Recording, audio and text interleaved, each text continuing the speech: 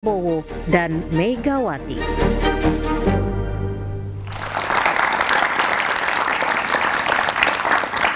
Hasto tak jadi ditahan, PDIP masuk pemerintahan dalam tanda tanya adalah tema satu meja The Forum malam ini. Telah hadir di studio Roni Talapesi, Ketua DPP PDI Perjuangan, sekaligus tim kuasa hukum Hasto Kristianto. Kemudian ada Ahmad Khairul Umam, pengamat politik dari Universitas Paramadina. Malam, Mas Umam. Ada Jamin Ginting, pakar hukum pidana Universitas Pelita Harapan. Malam, Bang Jamin. Melalui sambungan Zoom dari Saint Petersburg, Rusia, ada Koni Rahakundini Bakri. Malam, Bu Koni. Selamat malam. Dan juga ada Hendar Samarantoko, politisi Gerindra sekaligus Ketua Umum Lisan. Kami juga telah mengundang Ketua KPK dan perwakilan KPK, tapi KPK belum bersedia untuk hadir dalam dialog malam ini. Saya mulai dialog dari Bung Roni. Bung Roni, 3,5 jam Hasto di KPK keluar tersenyum karena tidak ditahan. Apa yang terjadi dalam 3,5 jam itu sebetulnya? Iya. Prinsipnya kan Mas Hasto, Sekjen PD Perjuangan dalam hal ini kan menyampaikan beberapa kali di beberapa kesempatan di media bahwa akan taat terhadap hukum dan akan kooperatif. Panggilan yang pertama memang pada saat kami terima panggilan tersebut, Mas Hasto sudah ada agenda, yaitu persiapan dalam rangka rangkaian HUT PD Perjuangan. Kemudian kemarin Mas Hasto sampaikan bahwa bersedia hadir dan kami hadir pukul 9.30 dan kami dari tim penasihat hukum tentunya sudah menyiapkan segala sesuatunya. Menyiapkan segala sesuatu itu menyiapkan kalau kemungkinan terjadi penahanan? Kalau kemungkinan terjadi penahanan. Dan ternyata tidak terjadi? Kami sudah siapkan surat untuk penundaan pertama karena kami sedang mengajukan pra-peradilan di Pengadilan Negeri Jakarta Selatan.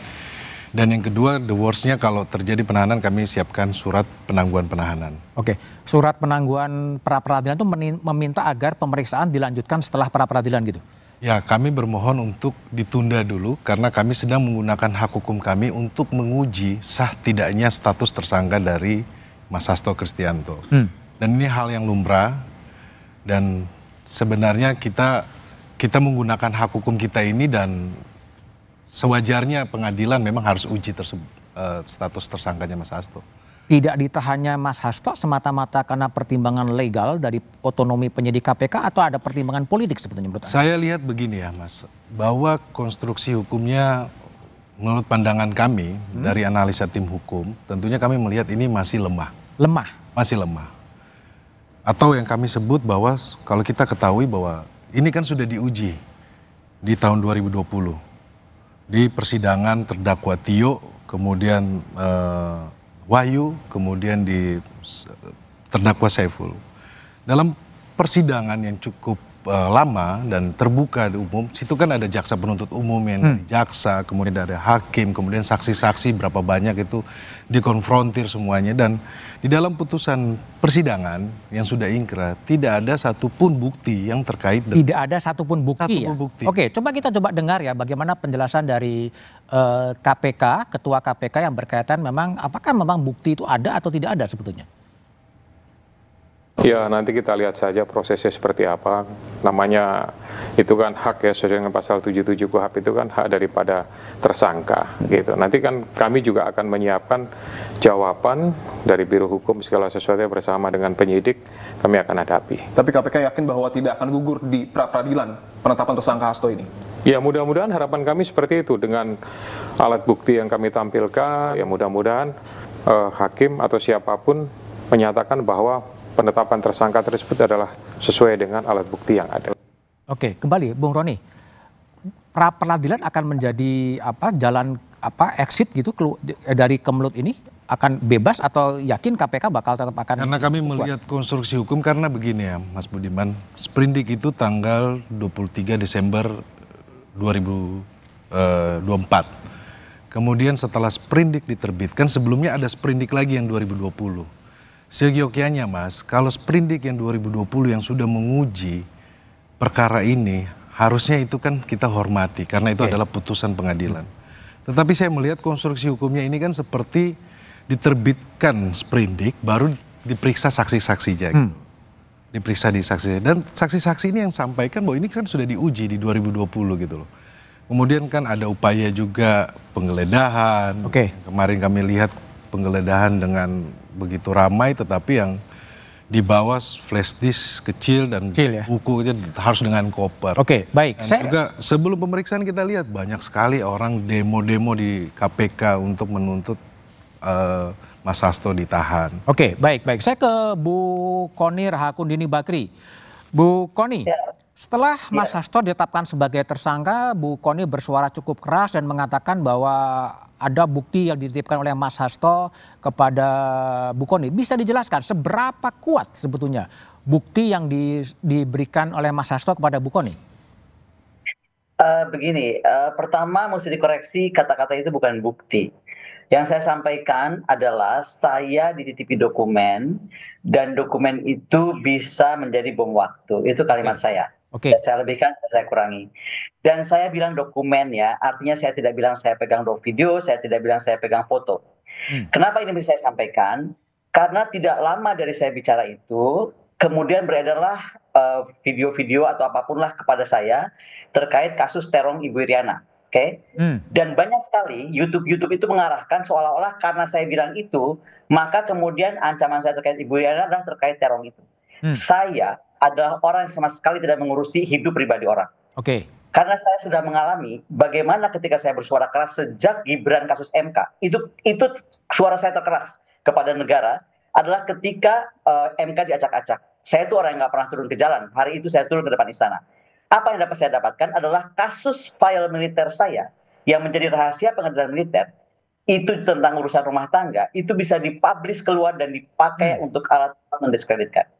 Makanya saya paling benci hal-hal seperti itu, dan saya ulangi sekali lagi, yang saya pegang adalah dokumen. Nah, ya, yang kedua, ketika saya menerima dokumen, sudah pasti saya bukan orang bodoh dan Pak Hasto juga orang pinter kan.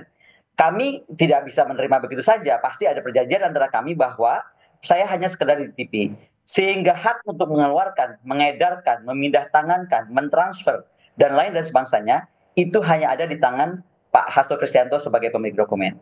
Tapi menariknya dari sini adalah begini, ketika saya baru menyebut begitu, perhatikan misalnya salah satu Twitter kakak Akbar Faisal, beberapa hari lalu ya, 2 hari lalu, dia bilang cuma satu kalimat aja, 32 dokumen.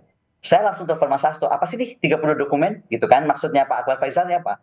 Ternyata memang banyak dokumen-dokumen yang tadinya tidak sampai 32, yang saya pegang tidak sampai 32. Tetapi itu menjadi 32 karena banyak sekali orang datang kepada Pak Sekjen membawa bukti-bukti dan berkas-berkas lain. Kalau sekarang saya dikejar-kejar, banyak sekali mengejar-ngejar, Bu Koni kalau cinta NKRI ini buka gitu kan. Satu, saya bukan pemilik. Yang kedua, ketika kita membuka sebuah rahasia negara, kita ini ya, di sini kan yang dokumen itu 3 orang ya. Saya, Mas Hasto, Pak Andi Wijayanto, mantan Gubernur Lemhanas. Kami ini orang pertahanan. Saya dosen di Sesko TNI, Angkatan Darat, Angkatan Laut, Angkatan Udara, Sesko TNI. Oke?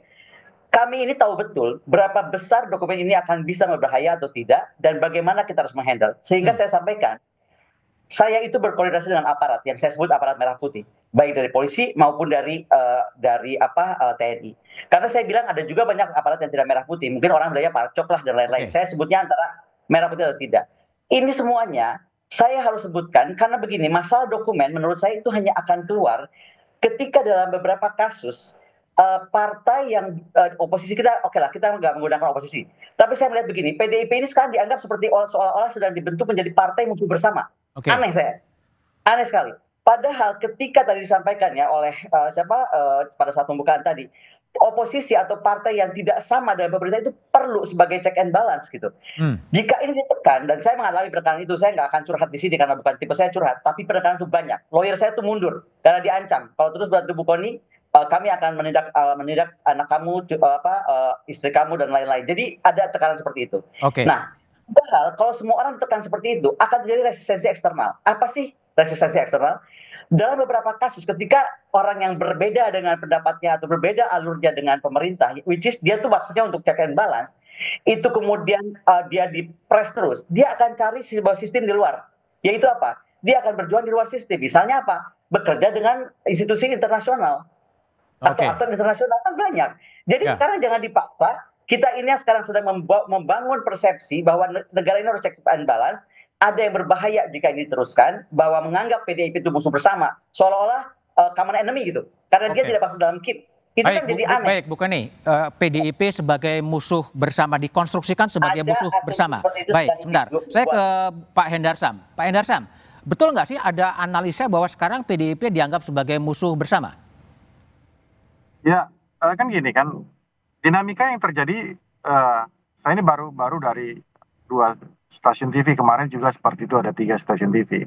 Bahwa kalau kita bicara PDIP sebagai musuh bersama, ya ini kan kontradiktif dengan apa yang spirit yang dikatakan dan dinyatakan oleh Bu Megawati itu sendiri sebenarnya. Bahwa khusus untuk hubungan personal antara Bu Megawati dengan Pak Prabowo tidak ada masalah sama sekali dengan itu. Itu yang pertama. Yang kedua, ya bahwa kedua tokoh bangsa ini kan mempunyai 2 faktor utama sebenarnya, ya, yaitu faktor historis. Mereka berdua ini pernah berpasangan untuk maju sebagai capres dan cawapres. Kemudian juga tidak pernah ada tentang masalah perbedaan atau masalah pribadi antara mereka. Itu yang pertama. Yang kedua adalah aspek ideologis itu sendiri. Baik itu Partai Gerindra dan PDIP maupun Pak Prabowo dengan Bu Megawati. Bahwa Partai Gerindra dan dan PDIP mempunyai kesamaan ideologi sebenarnya. Dan ini sebenarnya kan bisa kita lihat ya dari pernyataan Bu Mega pada saat perayaan ulang tahun dari PDI pada saat itu menyatakan tentang masalah makan bergizi gratis. Beliau tidak memprotes atau tidak tidak menolak dan menentang masalah itu, tapi hanya Mas Bowo, coba perhatikan apakah 10.000 itu cukup atau tidak. Karena apa? Ada kesamaan ideologi. Ada kesamaan ideologi ya? Ada kesamaan. Jadi kalau bicara PDI dikatakan sebagai musuh bersama, untuk pemerintahan Pak Prabowo sudah pasti clear tidak ada tentang masalah itu. Oke, baik. Jadi, Mas Hendarsam. Saya ke Mas Umam terlebih dahulu ya. Nggak ada masalah hubungan antara PDIP dengan Pak Prabowo, tapi ada gaduh politik. Sebenarnya ada apa? Apakah Mega dengan Pak Prabowo nggak ada masalah? Itu masalahnya dengan siapa? Tapi jawabannya setelah jeda berikut ini.